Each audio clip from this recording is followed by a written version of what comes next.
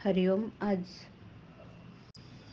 शुक्रवार 4 ऑक्टोबर 2024, अश्विन शुद्ध द्वितीया. सद्गुरू ब्रह्मचैतन्य गोंधळेकर महाराज आज आपल्याला प्रवचनातून सांगणार आहेत की भगवंताच्या संयोग आणि वियोगातच खरं सुख दुःख आहे. ऐकू त्यांचे विचार. हल्ली लोकांचं हित करण्यासाठी जो तो झटत असतो, पण आपलं स्वतःचं हित साधल्याशिवाय दुसऱ्याचं हित आपण काय साधणार? ज्याला स्वतःला सुधारता येत नाही तो दुसऱ्याला काय सुधारणार? त्याला सुद्धा अभिमानच आड येतो, कारण त्याला वाटतं की आपण दुसऱ्याचं हित करून देऊ वा. आणि मग हा जो अभिमानाने तो फुगलेला असतो ना, तो अहंकार जाण्यासाठी साधनच करावं लागतं. आणि मग ते साधन गुरु सांगत असतात. म्हणून त्यांच्या आज्ञेप्रमाणे जर वागलं म्हणजे आपलं हित होतं. ब्रह्म हे काही कुठे शोधायला जावं लागत नाही, ते आपल्या जवळच असतं. पण मग ते दुसऱ्याने आपल्याला दाखवावं लागतं. हेच काम सद्गुरू करत असतात. श्रीकृष्ण प्रत्यक्ष परब्रह्म अवतार घेऊन वसुदेवाचे पोटी आले, परंतु वसुदेव त्यांना आपला मुलगाच समजत होते. तोपर्यंत प्रत्यक्ष परमात्मा घरी असूनही ओळख पटली नाही. तेच नारदाने जेव्हा त्यांना सांगितलं की श्रीकृष्णाला आपला मुलगा न समजता तो परब्रह्म आहे असं समजा, म्हणजे तुमचं हित होईल. आता तेव्हा खरी ओळख पटली.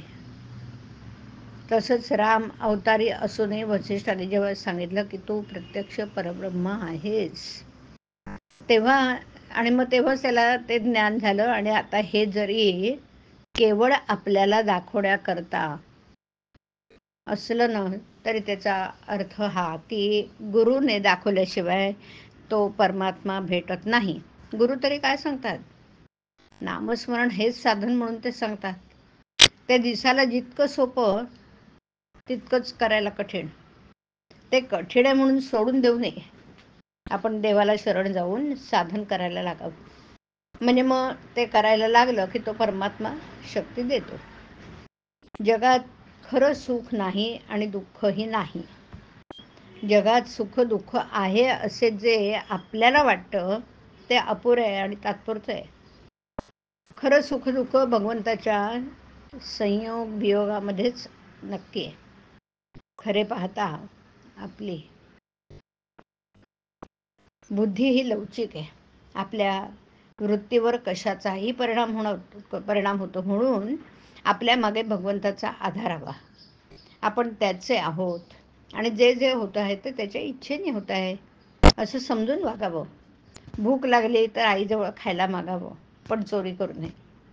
तसं पोटापुरतं भगवंताजवळ मागावं, पण जास्त मागू नये. भगवंत अत्यंत जवळ आहे आणि तो अत्यंत दूरही आहे. तसाच तो सर्वव्यापी आहे आणि म्हणून तो आपल्याला दिसत नाही. आपण दरवर्षी भगवंताचा जन्म करतो, याचा अर्थ असा की मागच्या वर्षी आपण जन्म केला हे विसरलो, म्हणून यावर्षी पुन्हा त्याचा जन्म करावा लागला. खरं म्हणजे भगवंताचा वाढदिवस करायला पाहिजे. भगवंत काल होता, आज आहे आणि उद्या राहणारच.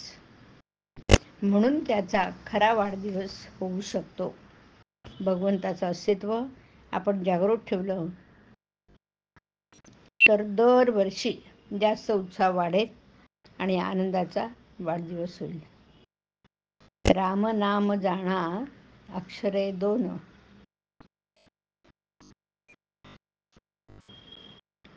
गुरुमुखे करावी ओळखण.